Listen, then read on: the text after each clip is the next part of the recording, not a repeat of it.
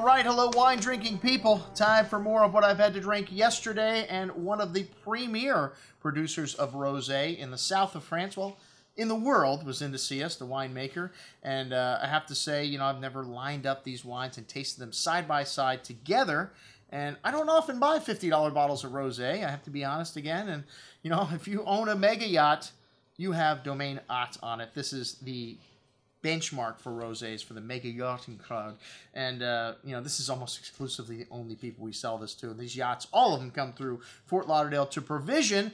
And I say, Christophe, when you come back, we got to do a dinner with your rosé wines. And they're coming out with a red also from Bandol. These guys have got 3 different vineyards in the south of France, 500 hectares, but only a third is in production. He was explaining to me that by law, they can't produce all the grapes that they grow, or they could grow, because their winery, they don't have a big enough winery by law to make all the wine. That's a very odd law. So why don't you just buy another winery? I said, we are looking right now.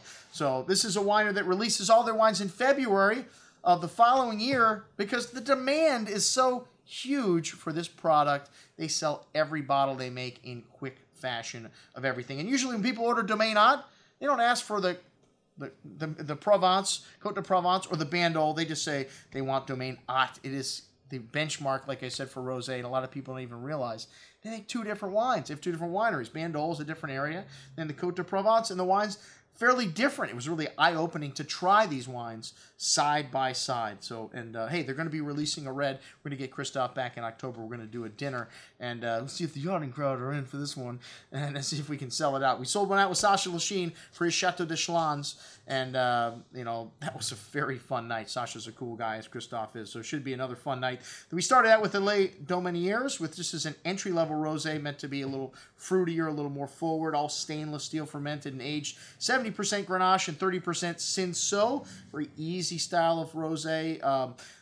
This is not a Saunier style rosé. They let the juice sit in contact with the skins to get the color, a very short amount of time, because they're very light colored rosés, and they use a very low amount of hectoliters per hectare here for a rosé, especially, and all the vineyards are biodynamically farmed, and it doesn't say it on the bottle because they don't need to. They've been doing this for years. That's just the right way to grow the grapes. And all first pressing, like I said, all very unique things for rosés. Most people, that's not their focus of their business is rosé, but this is what they do with Domaine Ott and do very, very well. The Domaniers, very fruity, very forward, a really luscious style with some nice light berry, strawberry, and raspberry fruit, a slight mineral note there, and some floral notes on the finish, and even quite good on the second day. This is a really good little rosé at $24.75, a nice entry into Domaine Ott land. All right, then we've got the Chateau de Selle, de Clair Noir, and then the Chateau Romassan. And we've got the Cotes De Provence versus the Bandol, basically, these 2 rosés.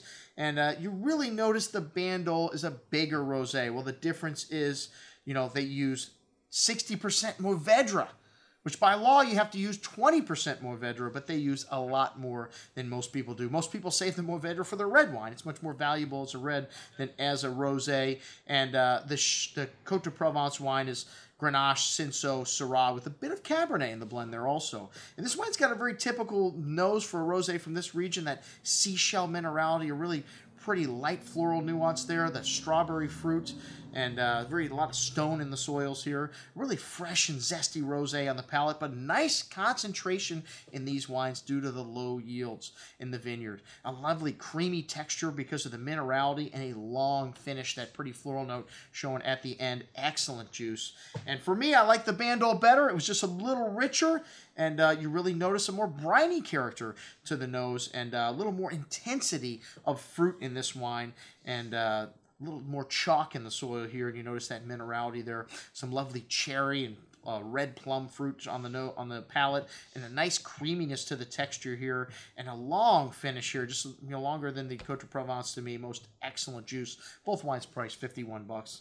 And then the Blanc de Blanc, something most people have never had from this producer. It's a blend of Semillon and Rolle, and Rolle's the same grape as Vermentino, basically. And they use a bit of oak here, but not new oak. They use old oak. They're looking really to just highlight the minerality in these wines and the lovely fruit here. This wine's got a quince and kind of pear fruit, some pretty floral notes, a light sea salt character to the bouquet, even a little nutty character here as well, some leesy character showing up there, and a lemon zest, a really serious white here, a good amount of that chalky minerality showing, that quince and pear and apple fruit, really rich and layered, the minerality showing through the long finish. Really most excellent juice, man, for a white, a very unique white from the Cotes De Provence. All right, that's what we had to drink with our friends from Domaine Ott. I'm your host, Andrew Lampasoni, signing off for the Wine Watch, saying remember, always drink the good stuff first.